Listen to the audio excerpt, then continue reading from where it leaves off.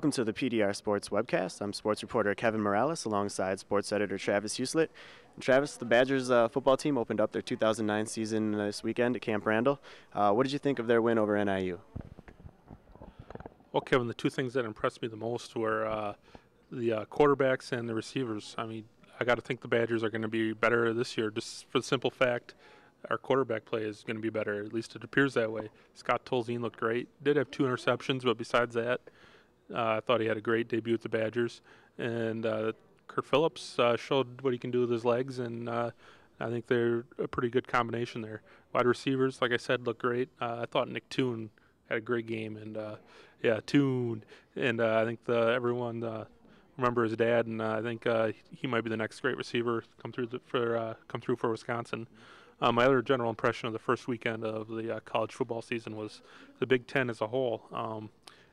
The conference went 10-1 in the opening weekend, but it wasn't a pretty 10-1. Illinois was the one team that lost, and they got smoked by Missouri. Teams like Iowa, they probably should have lost to Northern Illinois. Your Gophers probably very easily should have lost to Syracuse. They won in overtime. Ohio State held on to barely beat Navy. So while it was 10-1, it was an ugly 10-1. What was your general impressions of the Badgers against Northern Illinois? Sure. Well, first of all, Goldie and I would like to thank the Orange Men for that win in Week 1. The Gophers will take one any way they can get one at this point. As far as the Badgers are concerned, I think the big thing that stood out to me was the running backs. A couple of weeks ago, we were talking about the depth chart, and I was saying that I didn't think there was any way that the coaches were going to start Zach Brown, and they were just trying to motivate John Clay. Well, I was wrong, which isn't anything new, but Zach Brown got the start, didn't exactly do too much with it, ended up with a 3.6 yards per carry, which is definitely not what they need from their running back. John Clay ended up with 2 touchdowns, but he only finished with 2.9 yards per carry, so the Badgers definitely going to have to improve their running game, especially once the Big Ten season starts. The other thing that kind of jumped out to me was the defense making some big plays that they maybe didn't make at some points last year. J.J. Watt and O'Brien Schofield were in the backfield all game long, harassing the quarterback and the running backs for the Huskies. And then obviously Chris Margaros with his play at the end of the game there to kind of preserve the win was huge for them. So some questions answered this weekend, but obviously still a long ways to go for the Badgers. As we are just past the first week of college football. We're entering the third week of the high school fall sports season. And Travis, what are some of the teams or individuals that have impressed you most on the local prep level? Well, Kevin, I was most impressed by the start for the Portage volleyball team. Last week I was at their conference opener against Sauk Prairie, a team that finished as co-champs in the Badger North last year. And it was an ugly start for Portage. They lost the first game 25-7, and I was thinking, there's no way this match is going 5, and it's exactly what happened. It went 5 games. Portage lost the second one, but they played much better, and it was close. And then they played great volleyball the last 3 games and took the match 3-2.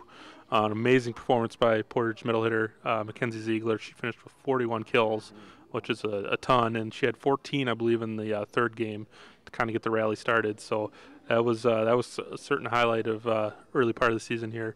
Another thing I was impressed by is Portage senior Cassie Van Ness with the cross-country team. Her first time out this year at the DeForest Invite last Thursday, she went out and won the event for the first time in her career.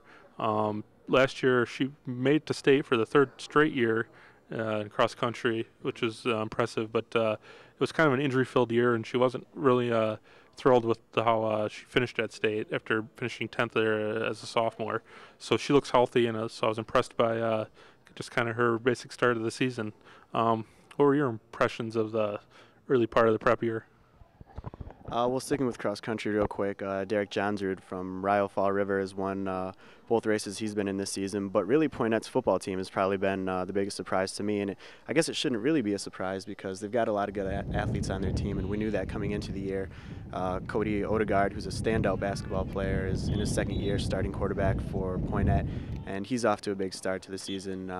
Adam Ray is a great athlete for them. Taylor Blumenstein, a senior tight end, is a big player for them, and that's only the beginning of the list. So Poinette started the season off with a big win over Howards Grove, and then beat Wisconsin Dells this last week, a team they lost to last season in Week 2. So the Indians are 2-0, and they're looking good, so we'll see where they can go from here.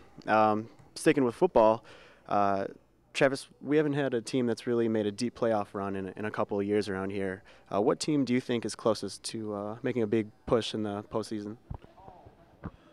Well, Kevin, if there's two teams I think that can make a little run here from the area in the postseason next month, I would think it's either going to be Partyville or Lodi.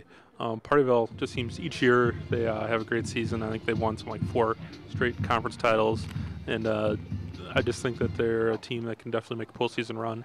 And Lodi has been very impressive this year. They're 1-1, but the one loss was a 7-0 game to McFarland in the opener, and those are the only 7 points they've given up all year so far through 2 weeks. So they've been really impressive. And coming off a conference title, I would think that they're a team that could make a playoff run. How about you? What do you think? What team do you think is a team that can make a playoff run this year? Well, when we were putting together the football tab a couple weeks ago, the story that was done on Cambria Friesland, their coach, Jim Bilesma, said something about Randolph, them being one of the best D7 teams in the state. And after watching them stick with Partyville to the end of the game on Friday, I would probably have to agree with his assessment. They're a big team, their running attack is powerful, and they were able to stick with Partyville until the very end. Partyville eventually pulled away by a couple touchdowns, but it was a very good game. So Ben Syvertson is carrying the ball. I think he had 35 carries, something like that, in week 2, and roughly the same amount in week 1. So he's kind of the key guy for their running attack, and he'll take them pretty far, it seems like. They've got a big one this weekend against Rio, which could have pretty big implications as far as the Trailways Small title is concerned. So we'll see what Randolph's able to do. On the flip side, what are some teams that you think have the longest road to go to be successful? Well, I think Portage certainly falls in that category. I mean, coming off a winless season last year, they've lost their first 2 games this year to Stoughton and Edgewood. And coming up, they got 2 games against Reedsburg and DeForest the next 2 weeks. And those are teams that have been in the state finals the last 2 years. Reedsburg last year, DeForest 2 years ago. So it's a tough road ahead coming up for Portage. So, I mean, there's a realistic possibility of 0-4. We hope not, but if that happens, you start to worry about confidence, something that Dave Schmitz was worried about, head coach for Portage going into the year. So you hope that it doesn't happen, an 0-4 start, but it certainly could happen. So they're the team that's got the longest way to go to kind of be a playoff contender, I think. What's your thoughts?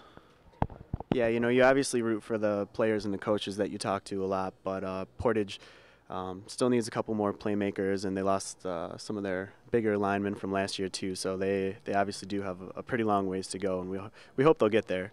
My pick would probably be Cambria Friesland. This is a team that used to compete for conference championships year after year and make deep playoff runs, but they've fallen on some hard times the last few years. They lost both of their first 2 games of the season, and they were pretty bad losses too. But got to remember the Hilltoppers lost their first 5 games last year and rebounded to win 4 in a row to finish 4-3 in conference, and they still made the playoffs. So obviously the season is still pretty new, and we have a long ways to go. So anything could happen before the end of the season. This time we'd like to talk about our PDR Athlete of the Week award, and this week it's going to go to Rio Fall River cross-country runner Derek Johnsrud, who, as I mentioned before, has 2 wins on the season. He won at the Pioneer Invite on August 27th, and he just won the Darlington Invite on Saturday. So congratulations to Derek. Obviously a great start to the season for him.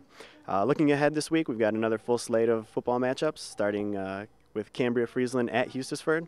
We've got Johnson's Creek at Partyville, Marshall at Lodi, Montello, Princeton, Green Lake at Oakfield, Reedsburg at Portage, Rio at Randolph, Waterloo at Poinette, and Westfield at Richland Center. So obviously some big matchups this weekend again as we head into the 3rd week of the season.